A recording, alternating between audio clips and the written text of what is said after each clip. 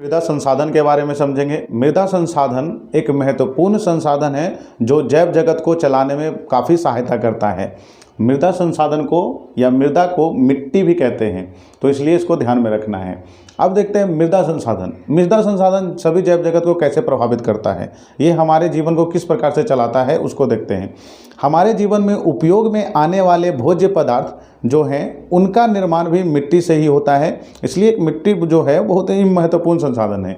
ये सिर्फ फसल का उत्पादन ही नहीं करवाता, इसके अलावा निवास स्थान, जल की उपलब्धता और परिवहन की सुविधा, इन सभी सुविधाओं को ये उपलब्ध कराता है, जिससे कि हमारा जीवन आसान होता है और कई प्रकार के क्रियाकलाप को हम आसानी से कर पाते हैं। तो इसलिए मिट्टी जो संसाधन है वो काफ़ी महत्वपूर्ण संसाधन हो जाता है। तो चलिए इसको समझते हैं। मिट्टी, कुछ सेंटीमीटर मिट्टी को बनने में लाखों वर्ष लग जाते हैं। इतने सारे वर्ष लगने के कारण इसे अनवीकरणीय संसाधन की श्रेणी में रखते हैं, क्योंकि ये तत्काल समय में नहीं बनता बल्कि काफ़ी लंबे समय में इसका निर्माण होता है। तो इसलिए मिट्टी जो संसाधन है वो अनवीकरणीय संसाधन की श्रेणी में आता है। इसके अलावा मिट्टी के बनने के जो पीछे क्रियाकलाप हैं, जो कार्यविधि हैं, उसको समझ लेते हैं कि मिट्टी के निर्माण में कौन कौन से कार्यविधि भाग लेते हैं। तो मिट्टी जो है वो पृथ्वी के आंतरिक भागों में बनता है और उसके बनने के लिए हमें पत्थर, तापमान, ह्यूमस क्या होता है उसको समझते हैं। ह्यूमस जो है, जो जीव मर जाते हैं और मिट्टी के अंदर दब जाते हैं, उन्हीं जैव जीवों को मरे हुए जीवों को ह्यूमस कहा जाता है। तो इन ह्यूमस और भी तापमान, ऊंचा बच, इन जलवायु, इन सब के कारक, ये सब जो कारक हैं, इन सब के कारण मिट्टी का निर्माण होता है। तो मिट्टी के निर्माण होने में कुछ समय नहीं, काफ़ी ज़्यादा समय लग जाते हैं, लेकिन हम लोग जैसे जीव, मनुष्य, उसको बर्बाद करने में कुछ समय भी नहीं लेते। खैर, उसके बारे में आगे बात करेंगे हम लोग कि मिट्टी संसाधन को किस प्रकार से हम लोग खराब कर रहे हैं, उसके बारे में भी बात करेंगे। फिलहाल समझ लेते हैं, मिट्टी संसाधन जो है हमारे लिए काफ़ी ज़्यादा महत्वपूर्ण है। ये हमें रहने के लिए जगह देता है, भोजन खाने के लिए फसल उत्पादन करवाता है, पीने के लिए पानी उपलब्ध कराता है, चलने के लिए रास्ता देता है। तो चलिए और आगे देखते हैं।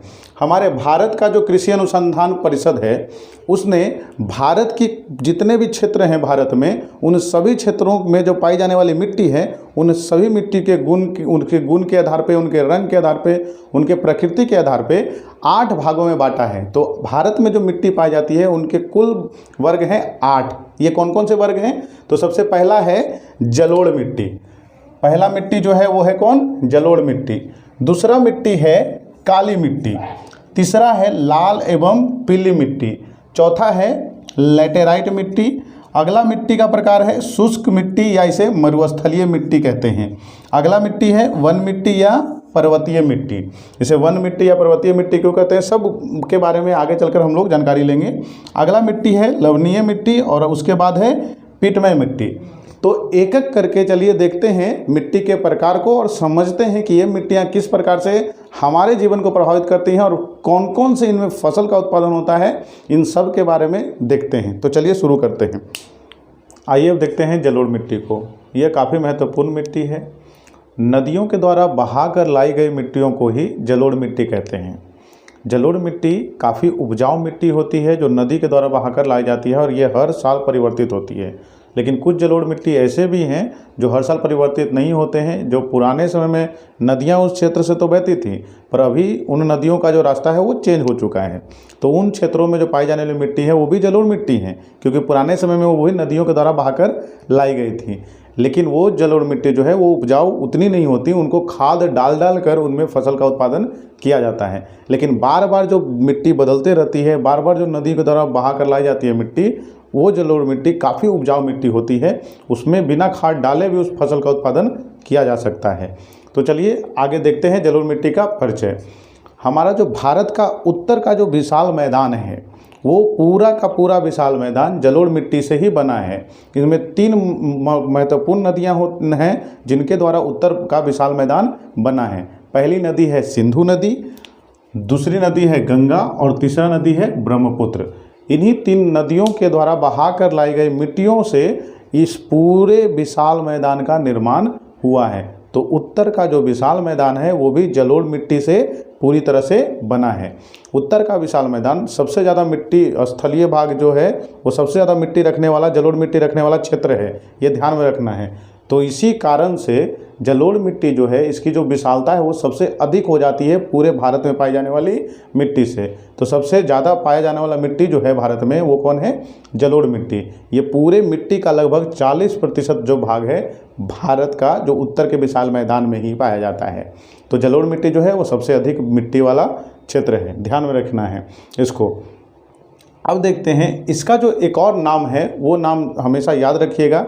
इसका जो एक और नाम है वो है कछारी मिट्टी। इसे एक और उपनाम से जानते हैं, कछारी मिट्टी के नाम से। इसके प्रकार को देख लेते हैं। इसके दो प्रकार हैं, एक है खादर और दूसरा है बांगर।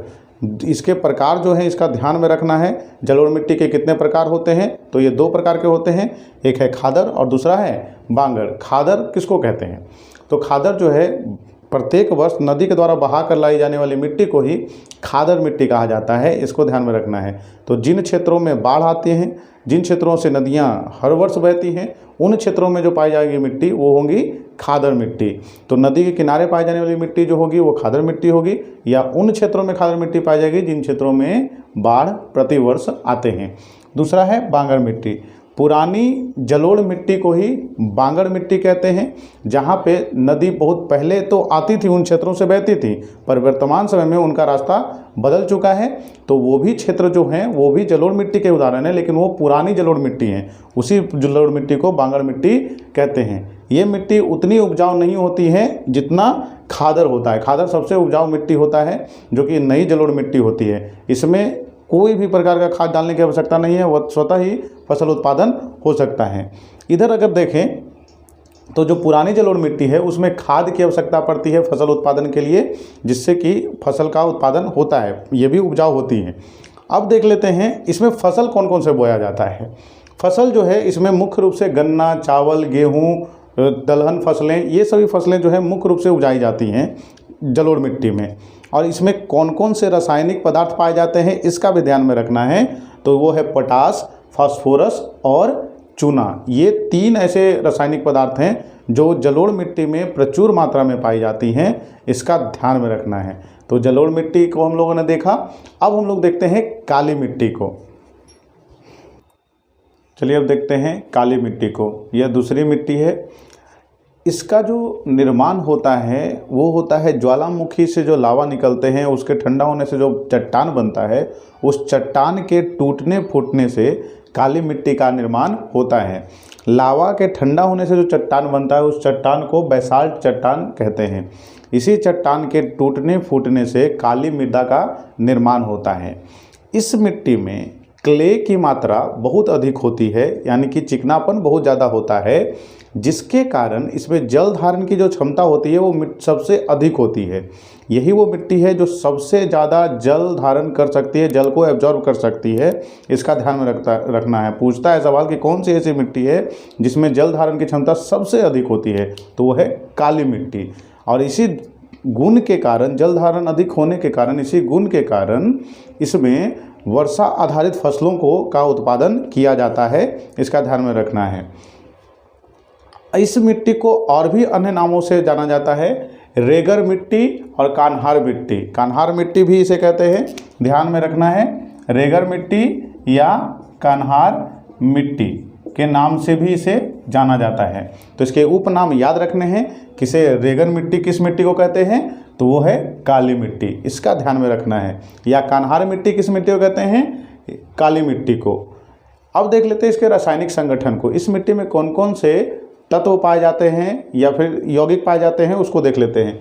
इसमें मुख्य रूप से चूना, लोहा, मैग्नीशियम और एल्युमिनियम जैसे तत्वों या यौगिकों की अधिकता पाई जाती है, ये याद रखना है, ध्यान में रखना है। इसमें जो फसल उत्पादन जो होता है, मुख्य फसल जो है इसके, वो कपास है। सबसे ज़्यादा कपास की जो खेती है वो काली मिट्टी में ही की जाती है, इसीलिए इसे एक और नाम से जाना जाता है, काली कपासी मिट्टी। ये वाला शब्द याद रखिएगा। काली कपासी मिट्टी किस मिट्टी को कहते हैं?